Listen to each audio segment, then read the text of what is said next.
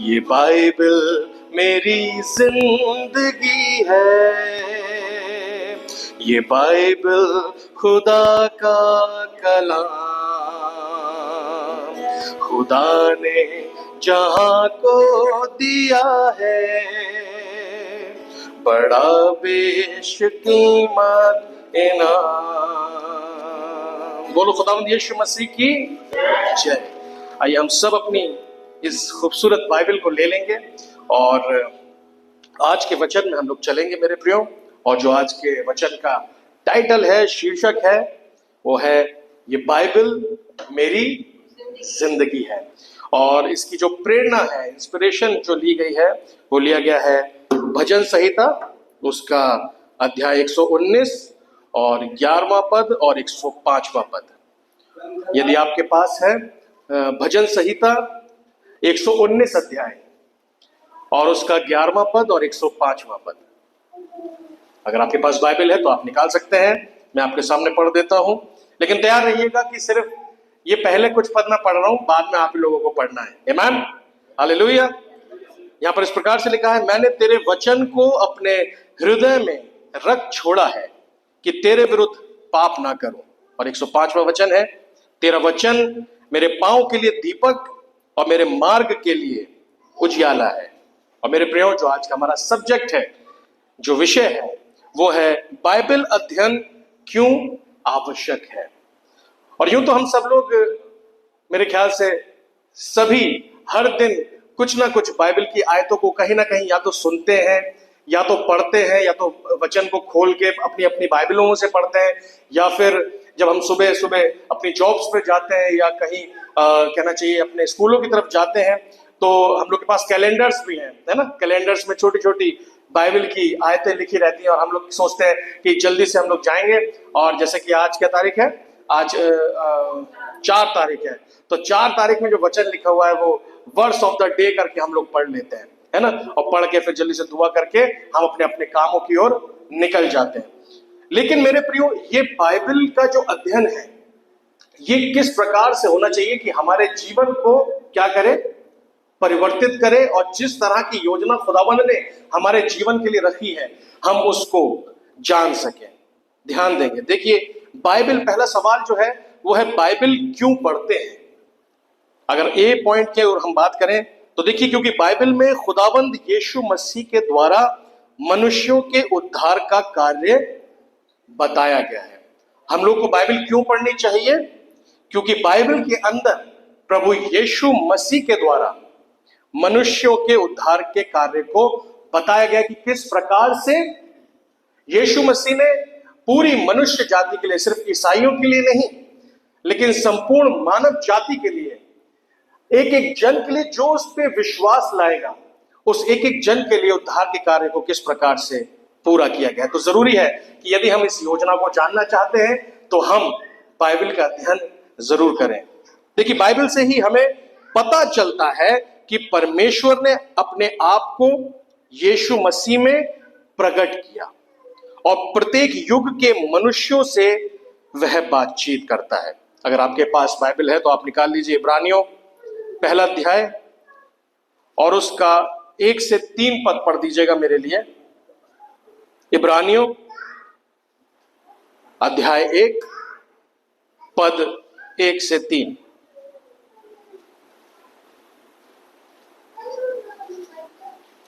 Praise the Lord.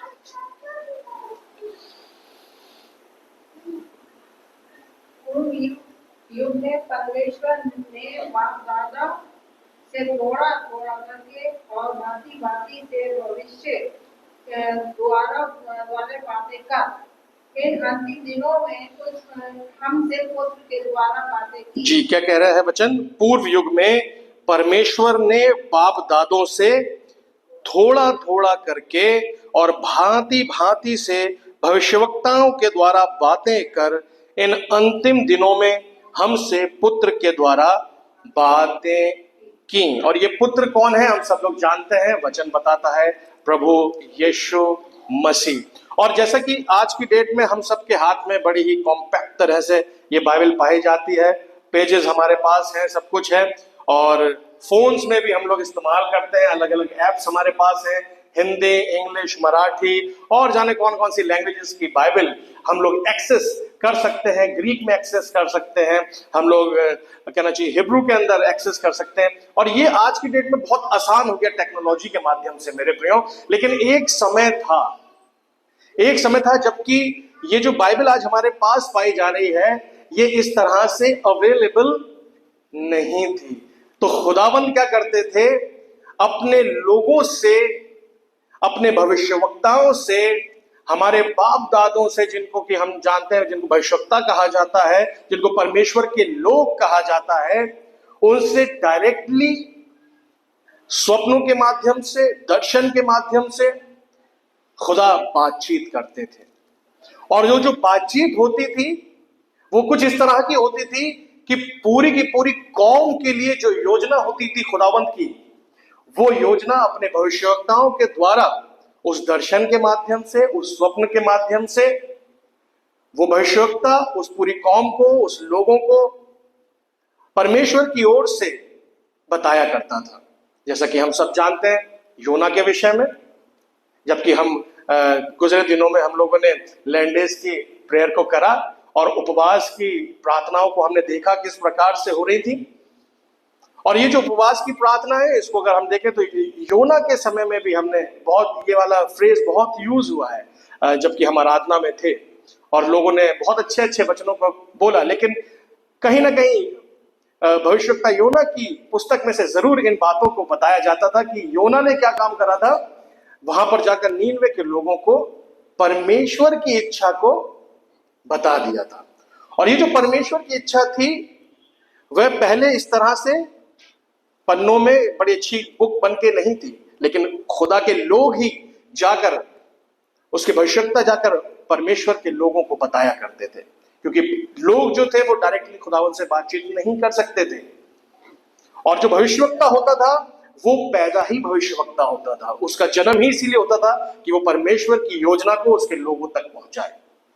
और यहां पर जैसा कि हमने पढ़ा कि क्या हुआ, पूर्व युग में परमेश्वर ने बाप दादों से थोड़ा थोड़ा करके, ऐसा नहीं एकदम से, ये जो थोड़ा थोड़ा है आज हमारे पास भरपूरी में है। अभी हमने गीत गाए बाइबल मेरी जिंदगी है, ये ऐसे ही नहीं गाया मेरे प्रियो। ये थोड़ा थोड़ा करके, बूंद बूंद करके जो सागर बना है ये आज आपके और मेरे हाथों में पाया जाता है। ध्यान दीजिएगा, थोड़ा थोड़ा करके और भांति भांति से भविष्यवक्ताओं के द्वारा बातें कर इन अंतिम दिनों में हमसे पुत्र के द्वारा बातें की। आगे पढ़ेंगे।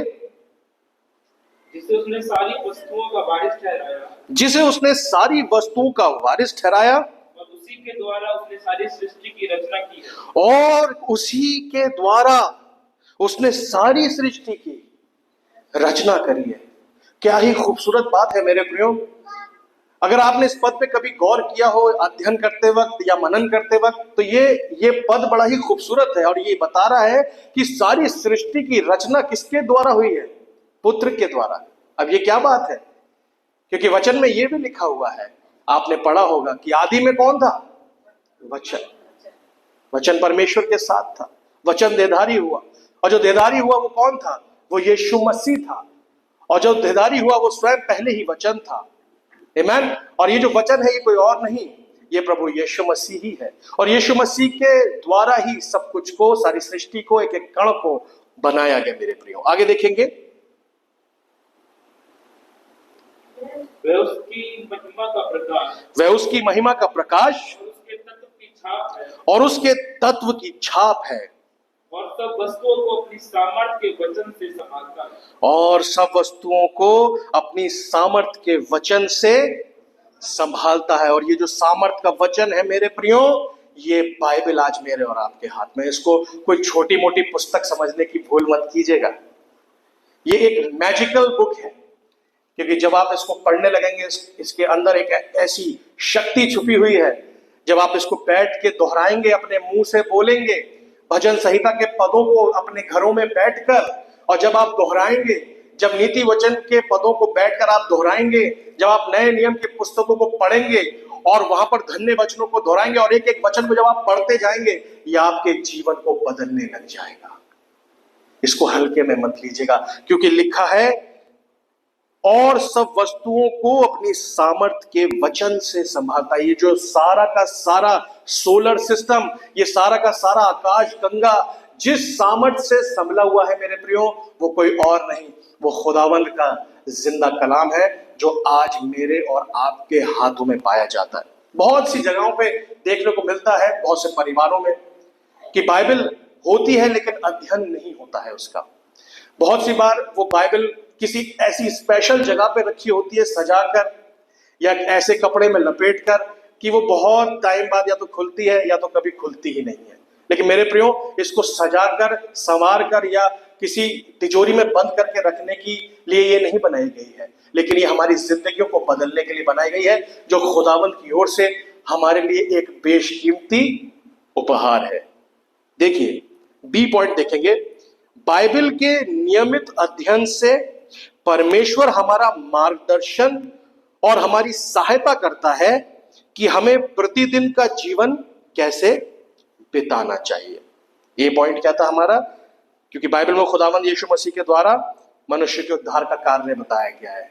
हम लोग ये देख रहे हैं इस समय कि बाइबल क्यों पढ़ते हैं। तो पहला पॉइंट हमने देखा कि यीशु मसीह के विषय में इस बाइबल के अंदर बताया गया। दूसरा पॉइंट है कि बाइबल के नियमित अध्ययन से परमेश्वर हमारा मार्गदर्शन करता है कि हमें प्रतिदिन, एक दिन नहीं, सिर्फ संडेज को ही नहीं या सिर्फ थर्सडेज को ही नहीं जिसमें कि हम हैकल के अंदर इकट्ठा होते हैं आज की डेट में, लेकिन प्रतिदिन, जबकि हम आराधना के लिए चर्च में आ भी नहीं रहे हैं, हर एक दिन हमें अपना जीवन कैसे जीना चाहिए ये बाइबल, परमेश्वर का जीवित कलाम हमें बताता है।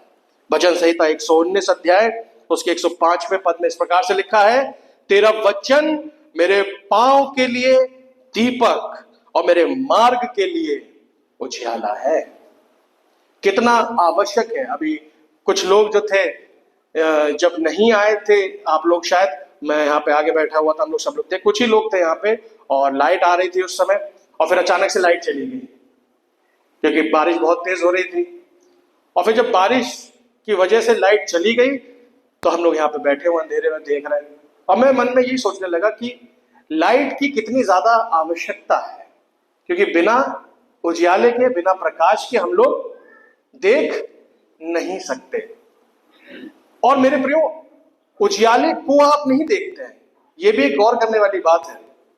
अगर मैं कहूं कि आपने उजियाले को देखा है तो आप कहेंगे कि हाँ देखा तो है, ये उजियाला है। लेकिन मेरे प्रियो, उजियाले को आप नहीं देखते हैं। अगर साइंस के पर्सपेक्टिव से मैं आपको बताऊं तो लाइट की जो स्पीड है वो 3 लाख किलोमीटर पर सेकेंड होती है। 3 लाख किलोमीटर, आप सोच रहे हैं?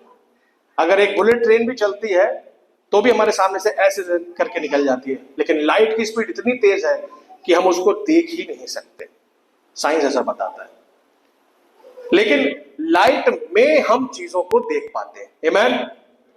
हम लोग लाइट को नहीं देखते, लेकिन लाइट में हम चीजों को देखते हैं। इसी प्रकार से हम वचन यीशु मसीह को तो नहीं देख सकते हैं, लेकिन जब वो आपके अंदर होता है तब आप उसकी उपस्थिति में चीजों को बेहतर समझने लगते हैं। आमीन। तब आपको समझ आने लगता है कि इस बात का मतलब क्या है, या ये व्यक्ति ऐसे कर रहा है तो इस बात का मतलब क्या है, या ये ऐसा ऐसा हो रहा है तो इस बात का अर्थ क्या है। उसकी उपस्थिति में जब वो आपके अंदर होता है, वो अपनी बुद्धि समझ प्रदान करता है और उसकी उजियाले में आपको सब चीजें समझ में आने लगती है। तो जरूरी है कि हम बाइबल का नियमित अध्ययन करें, जिससे कि अपने प्रतिदिन के जीवन को हम बिताना सीख सकें। देखिए, अगला सवाल है, अब बाइबल में हम पढ़े क्या, है ना, ये सवाल आता है। बाइबल पढ़े आवश्यक है, क्यों पढ़ना चाहिए, पता चल गया। अब पढ़े क्या, कहां से शुरुआत करें, कैसे शुरुआत करें? क्योंकि जो हमने शायद बहुत पहले पढ़ा था, हम लोग, कई बार ऐसा होता है, जब मैं छोटा था तो मैं ऐसा करता था कि सुबह सुबह जब जाना होता था स्कूल, तो जाने से पहले मैं ऐसे करके आंखें बंद करता था और ऐसे करके ऐसे निकाला, जो भी पद निकल के आया बस वो पढ़ लिया। अब जैसे मेरे सामने बोला है भजन संहिता 60 उसका पहला पद, हे परमेश्वर तूने हमको त्याग दिया और हमको तोड़ डाला है, तू क्रोधित हुआ फिर हमको ज्यों का त्यों कर दे। बस एक पढ़ी, Bible words of the day, बंद करा, प्रार्थना करी और चले गए। बहुत सी बार बहुत से लोग इस प्रकार की चीजों को करते हैं, ये मेरे प्रियो कोई लकी ड्रॉ है नहीं कि ऐसे करके लकी ड्रॉ निकालेंगे, बीच में से जो भी निकलेगा वो पद हमारे लिए होगा, ऐसा नहीं है। कैसे पढ़नी है, क्या पढ़ना है, ध्यान दीजिएगा। पॉइंट ए देखेंगे हम लोग, यीशु मसीह में परमेश्वर का संदेश सारांश रूप में हमें दिया गया है। उनके जीवन कार्यों से हम परमेश्वर की इच्छा जान पाते हैं कि परमेश्वर ने क्या कहा, मनुष्य जाति के लिए क्या किया। इसलिए हमें सुसमाचारों को ध्यानपूर्वक पढ़ने की आवश्यकता है। यदि आप नियमित पाठक नहीं हैं, यदि आपने अभी बाइबल का अध्ययन शुरू नहीं किया है या कर भी चुके हैं, कई लोगों ने तो बाइबल को 2-3 बार खत्म कर दिया है, 4 बार 10 बार भी खत्म कर दिया है कि शुरू से पढ़ा हो बस कड़ कड़ कड़ कड़ कड़ एक रूटीन की तरह, बस कि खत्म करना है, बस भैया सिलेबस है, बस पढ़ लो। और उसके बाद पूछेंगे कि भाई क्या लिखा था, तो याद नहीं रहता है। मेरे प्रियो, ऐसा वाला नहीं पढ़ना है। अगर पढ़ना है तो एक एक पद को समझते हुए, ध्यान करते हुए पढ़ने की आवश्यकता है। देखिए यूहन्ना 1 अध्याय, अगर आप निकाल सकते हैं तो निकाल लीजिए। यूहन्ना अध्याय 1 और उसका पद 14 पढ़ दीजिएगा।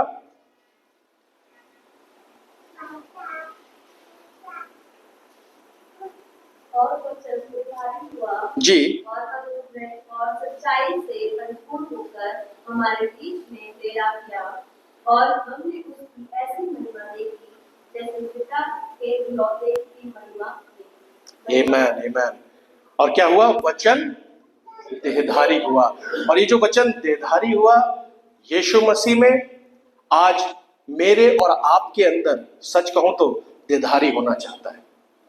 ये सिर्फ इसके अंदर शब्दों के रूप में नहीं रहना चाहता, लेकिन ये चाहता है जिंदा कलाम कि ये मेरे और आपके अंदर देहधारी हो जाए। मेरे प्रियो, पॉइंट बी देखिए, उद्धार कार्य के संदेशों को अर्थात परमेश्वर की उद्धार से संबंधित योजनाओं को समझने के लिए यह आवश्यक है कि हम उद्धारकर्ता यीशु मसीह से संबंधित पुराना नियम की भविष्यवाणियों का अध्ययन करें, विशेष रूप से भजन संहिता एवं नबियों की पुस्तक, तथा इसके साथ साथ यह भी जानकारी प्राप्त करें कि किस प्रकार से यीशु मसीह के प्रथम शिष्यों ने सुसमाचार का प्रचार किया।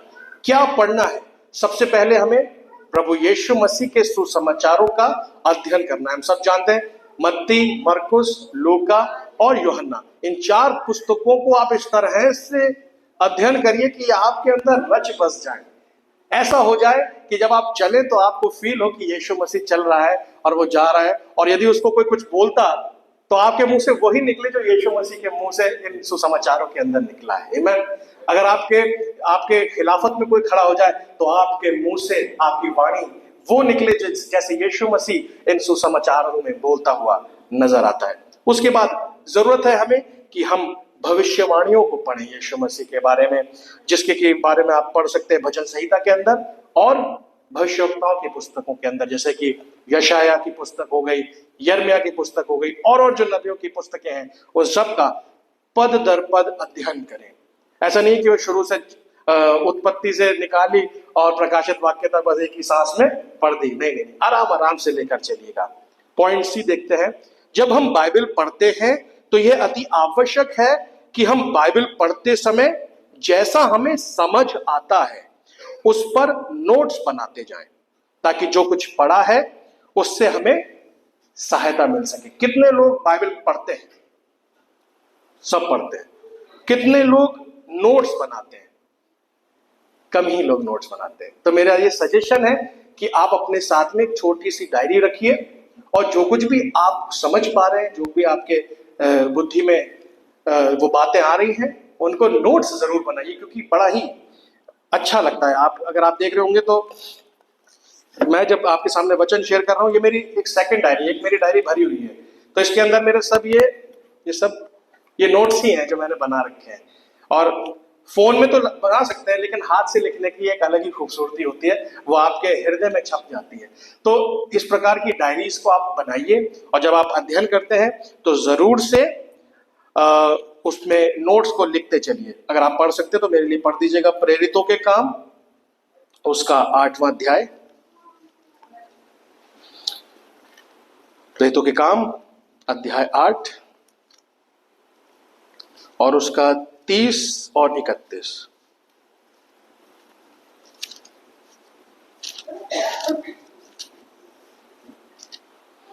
प्रेरितों के काम जी। और लौट और उसे यशा भविष्यवक्ता की पुस्तक पढ़ते हुए सुना जी।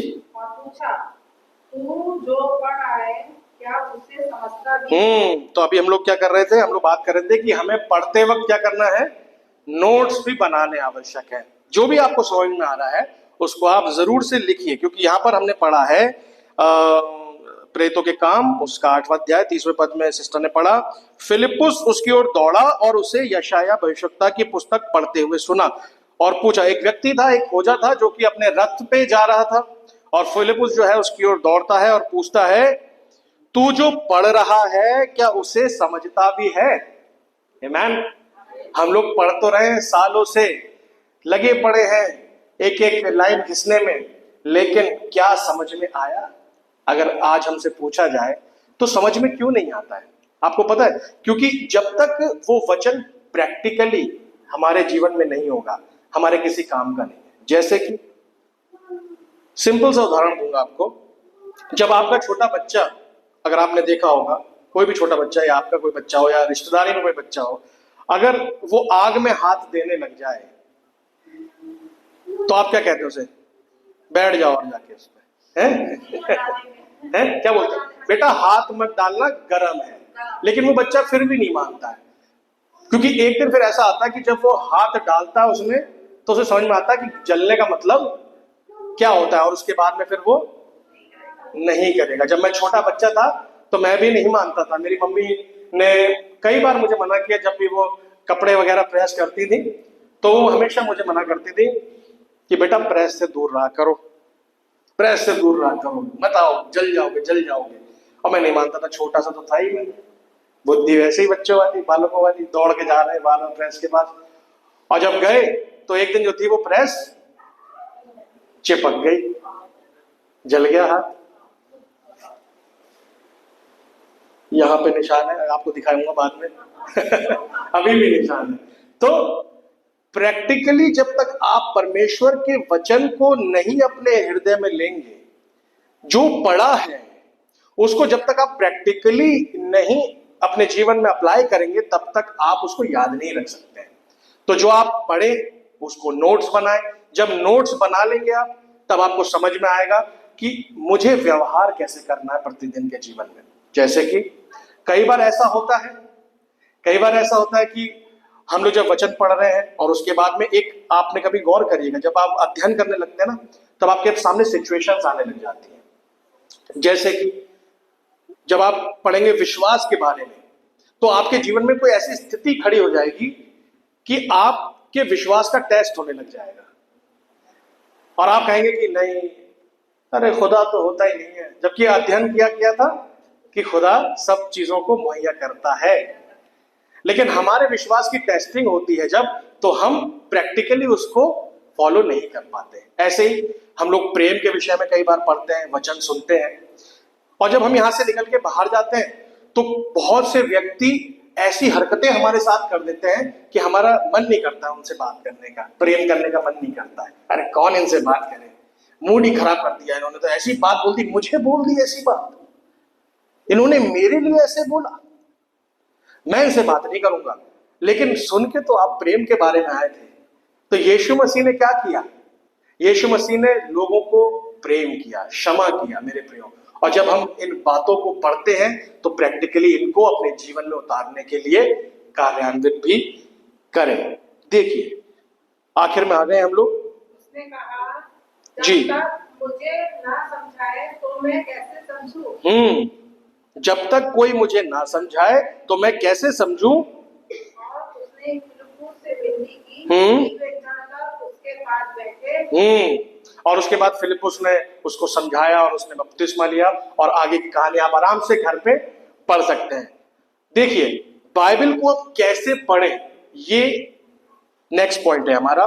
उसमें हम लोग देखेंगे पहला पॉइंट, रेगुलर, नियमित रूप से, जैसे कि दिन प्रतिदिन या दिन में कम से कम एक समय, यानी कि सुबह दोपहर शाम, बाइबल रीडिंग के लिए जरूर निकालें।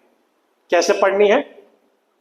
अगर बाइबल का अध्ययन आप करना शुरू कर दिया है तो एक नियमित समय जरूर बनाएं।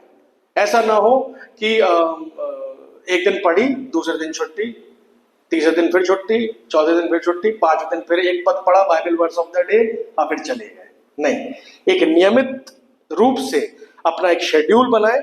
चाहे तो हर एक दिन में आप कम से कम एक टाइम रख लें, चाहे सुबह सुबह पढ़ लें, चाहे दोपहर में खाली समय हो, या फिर रात का समय सबसे अच्छा मुझे लगता है।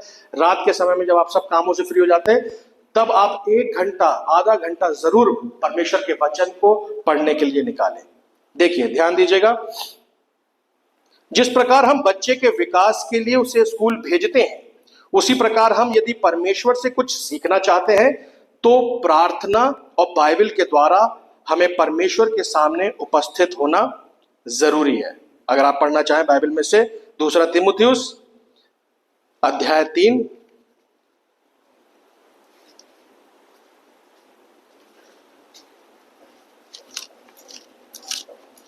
दूसरा तीमुथियुस अध्याय 3 पद 15।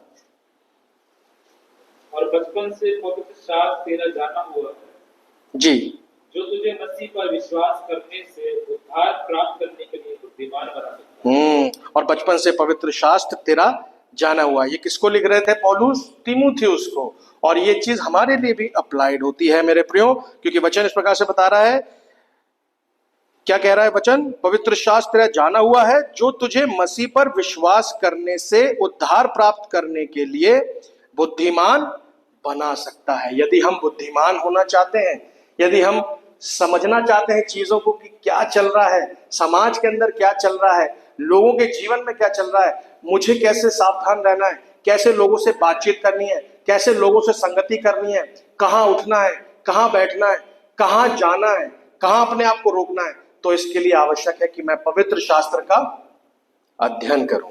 देखिए, सेकंड पॉइंट है डिवोशनल रूप में, अर्थात प्रार्थनात्मक रूप में अध्ययन करें। होता क्या है, बाइबल के जो अध्यार्थी होते हैं वो बाइबल अध्ययन के लिए इसलिए जाते हैं और वो बाइबल का अध्ययन इसलिए करते हैं क्योंकि वो परीक्षा देने वाले होते हैं।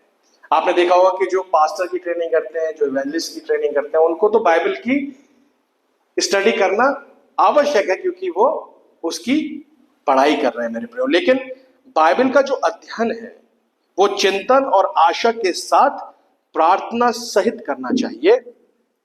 Praise the Lord.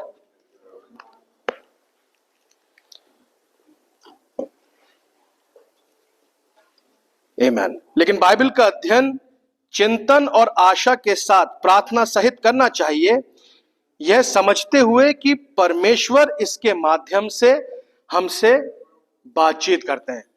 परमेश्वर कैसे बातचीत करते हैं मेरे प्रियो? अपने वचन के माध्यम से।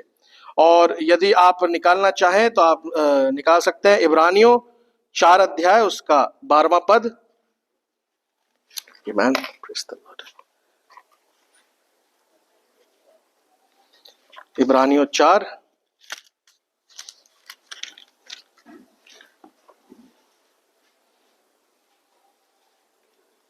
मैं पढ़ देता हूं।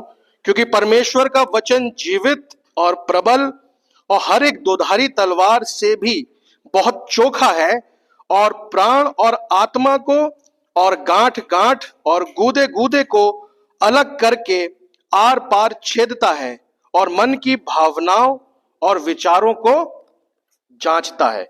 तो मेरे प्रियो, हमें किस प्रकार से अध्ययन करना है वचन का? प्रार्थना के साथ में, और क्या समझते हुए कि परमेश्वर हमसे बातचीत कर रहे हैं। यदि हम वचन पढ़ रहे हैं और सिर्फ यदि हम ऐसे ही पढ़ रहे हैं कि ठीक है फॉर्मेलिटी के रूप में, तो क्या होगा? हमारे लिए कुछ भी उसमें से निकल के नहीं आएगा। लेकिन हमें किस प्रकार से पढ़ना है? हमें प्रार्थना करना है, और प्रार्थना के साथ में हमें इस बात को बोलना है कि खुदावंद, आज जबकि मैं आपके सामने मौजूद हूं तो अपने वचन के जरिए से मुझसे बातचीत करिए, है ना? बहुत आवश्यक है। तभी हमको वो बातें, वो डायरेक्शन मिलेगा जो कलाम में परमेश्वर ने हमारे लिए रखा हुआ है। एक छोटा सा दृष्टांत, एक स्टोरी आपके साथ शेयर करना चाहता हूं। हम लोग बहुत सी बार वचन को रट लेते हैं, है ना। छोटे बच्चों को आपने देखा होगा कि जबूर याद है, 23 जबूर याद है, 10 आज्ञाएं याद है। हम लोगों को भी याद रहता है बहुत ज्यादा, एकदम शुरू के कुछ कुछ पदों को हम लोग याद कर लेते हैं, बहुत लंबा लंबा सब कुछ याद कर लेते हैं। ऐसे एक बार क्या हुआ, एक बार एक व्यक्ति ने क्या काम करा, जंगल में गया वो, और जंगल में तोते बहुत होते थे, है ना। तोते किस किस को पता है, तोते पैरट सबको पता है ना। ये छोटा बेबी बैठा हुआ है, पता है ना लोग आपको, तोते होते। तो तोते क्या करते हैं, तोते बहुत जल्दी सीख लेते हैं। तो उस व्यक्ति ने क्या करा, तोतों को सिखाया, शिकारी आएगा, जाल बिछाएगा, दाना डालेगा, पकड़ के ले जाएगा। और ये उसने उन तोतों को सिखा दिया। और जब उन्होंने वो सीख लिया तो एक दिन ऐसा आया कि वास्तव में जंगल के अंदर एक शिकारी आ गया। और तोतों को तो पता था, उन्हें सब बातों का ज्ञान था कि भाई शिकारी आएगा, जाल बिछाएगा, दाना डालेगा और क्या करेगा, पकड़ के ले जाएगा। पता था उन्हें, और अब पता है तो फिर वो बचे रहेंगे।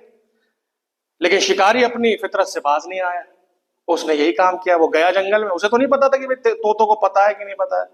वो गया अपने, उन्होंने जाल बिछाया, दाना डाला और बैठ गया उनके चक्कर में। देखिए ऊपर तोता तो नहीं आया, चिड़िया आ गई। तो हुआ क्या कि जब शिकारी छुप के बैठा हुआ था, उसने देखा है तोते आ रहे हैं। अब तोते ऊपर बैठे हुए हैं, वहां से वो बोल रहे हैं, अब शिकारी आएगा, जाल बिछाएगा, दाना डालेगा, पकड़ के ले जाएगा। शिकारी दंग, अब क्या होगा, इन्हें तो पता चल गया, कोई बात नहीं, एक आध तो कोई फंसेगी। अब थोड़ी देर वो बैठा रहा। अब तोतों की निगाह जब दाने पे पड़ी तो सब खड़खड़ खड़खड़ खड़खड़ खड़खड़ कर नीचे आने लगे वो लोग। और जब नीचे आए, फंस गए वहां पे दाना खाते खाते। अब शिकारी जब आया, पूरा जाल उसने पकड़ा और तोतों को ऐसे बंद करके, और उसने क्या काम करा, अपने पीठ पे लादा और ले जाने लगा। और जब ले जा रहा था तो तोते फिर चिल्लाए। क्या चिल्लाए, शिकारी आएगा, जाल बिछाएगा, दाना डालेगा, पकड़ के ले जाएगा। आमीन। तो बहुत सी बार मसीहों की हालत ऐसी हो जाती मेरे प्रियो, बहुत सी बार हमें याद तो होते हैं, हम रट तो लेते हैं, लेकिन वो प्रैक्टिकली क्योंकि हमारे जीवन में कार्यान्वित नहीं है वचन, इसीलिए हम सिर्फ एक रट्टू तोते की तरह शैतान के जालों में फंसे रहते हैं। लेकिन उस वचन को कैसे क्लेम करना है, कैसे जाल को तोड़ना है, ये हमें नहीं आता है। ये आएगा जब हम वचन को जीने लग जाएंगे। तो मेरे प्रिय, एक छोटा सा निवेदन है, आज निर्णय लेने का समय है कि हम बाइबल को नियमित पढ़ना शुरू करें या फिर से पढ़ना शुरू करें, या नियमित रूप से प्रतिदिन पढ़ना शुरू करें, जिससे कि परमेश्वर अपने वचन को हमारे जीवन में उतारे और हम उसकी समानता और स्वरूप में बढ़ते चले जाएं। प्रभु आप सबको आशीष दे। एक जोरदार ताली बजाएंगे खुदावंद के लिए।